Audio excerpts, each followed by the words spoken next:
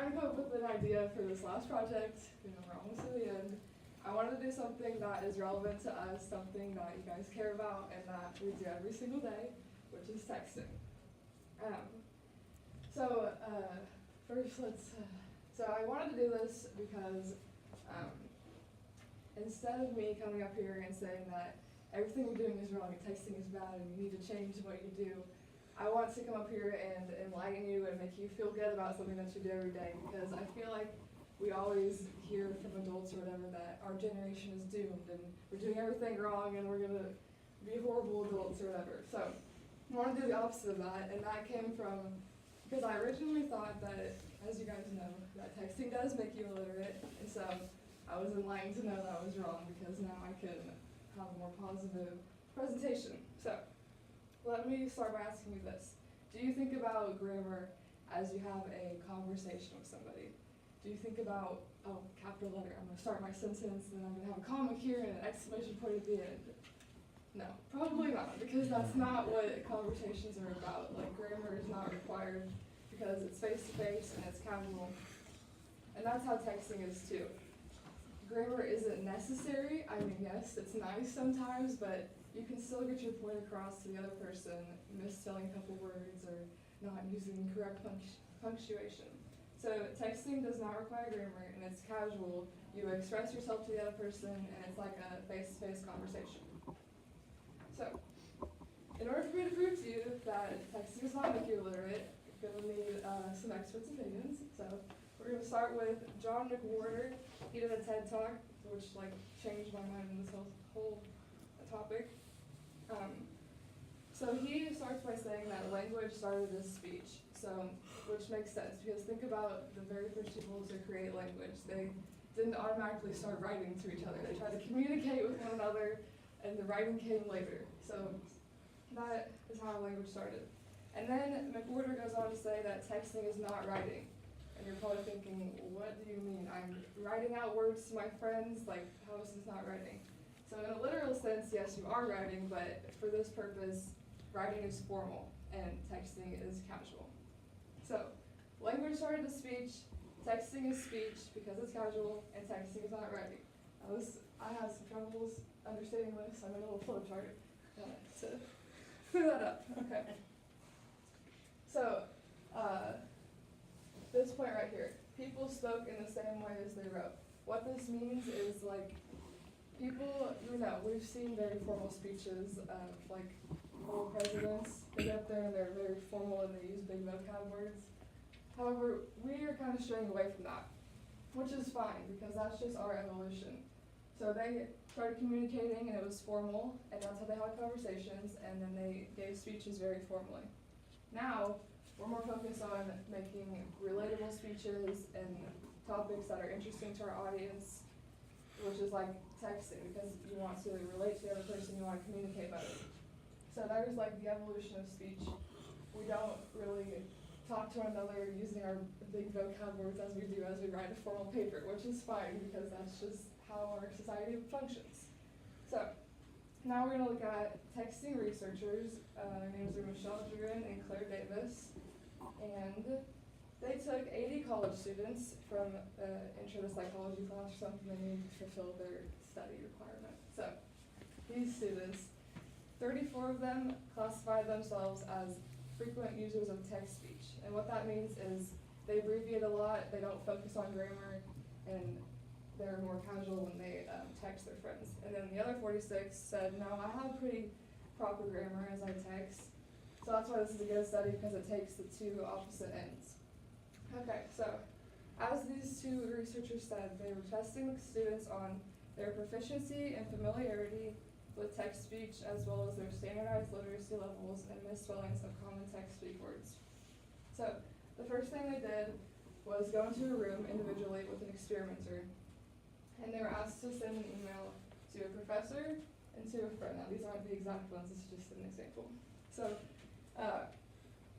what this study showed is when addressing a professor or somebody that's important, we understand that we need to be polite and proper and get to the point and all that.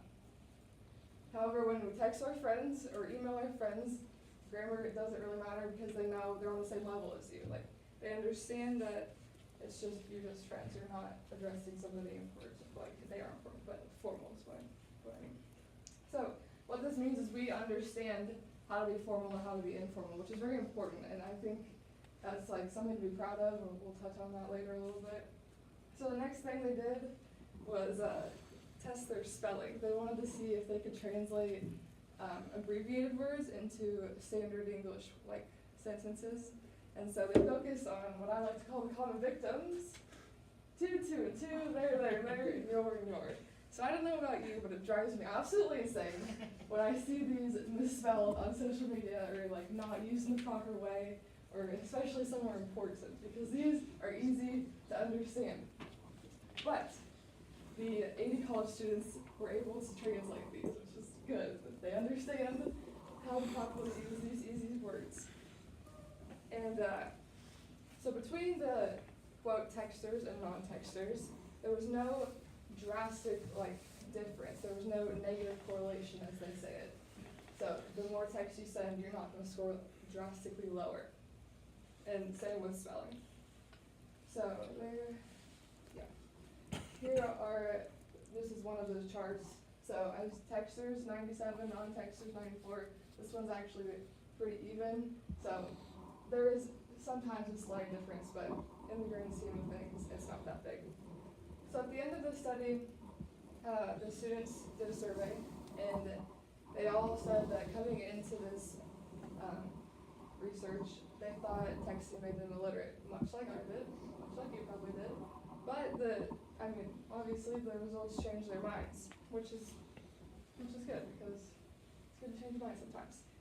And so Juren and Davis also admitted that in order to fully research a topic that's evolving as fast as texting and that's very complex, you need a longitudinal study, which means you're studying these same 80 students for several years. But for the relatively simple and measurable methods of this experiment, it got to the point and it proved that texting does not make you illiterate. Okay. So the last people we're going to look at are experimenters. Their names are Beverly, Plester, Claire Wood, and Victoria Bell. And these three focus more on children, which is important because children are growing up in a society where texting is becoming more common. And they're communicating more through texting, like more than we did as we were their age. So they took 10 and 11-year-olds and they did similar tasks as the 80 college students. So before this, they took a standardized English test, love those, to have a referral for their scores. If they have low scores, are they going to score lower on this experiment? Or if they have really high scores, are they going to have a higher performance in this experiment? And there was also no negative correlation. So everybody, even if they admitted to saying that they texted 50 times a day, which is frightening because they're 10 and 11-year-olds, or if they don't really text that much, I don't know, maybe their parents or nothing, but there was no drastic difference again. And so since we're on the topic of children, let's all think about phonics. You know, we love phonics.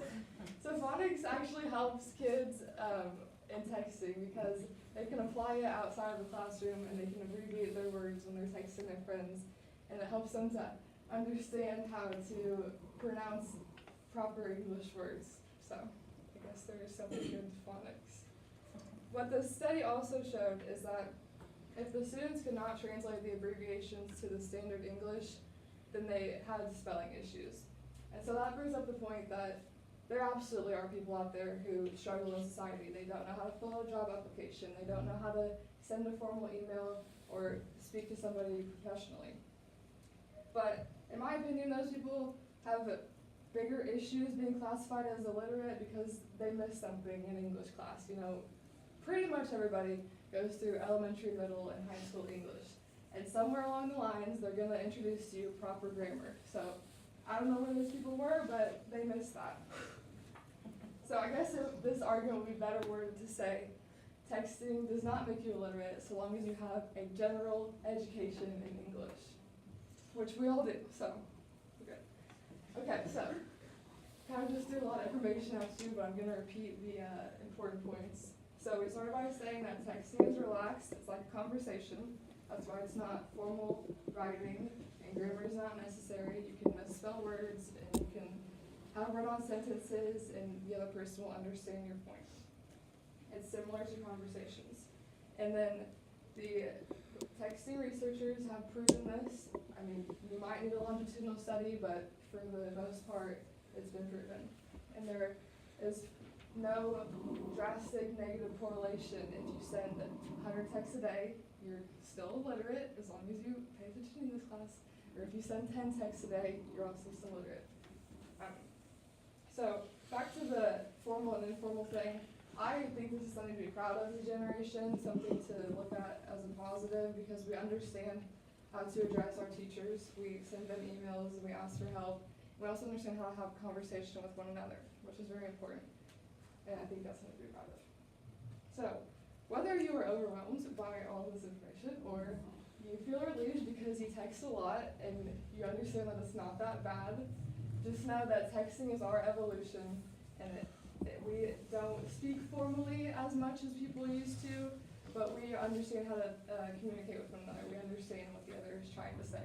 So texting is simply our evolution, and it does not make you illiterate.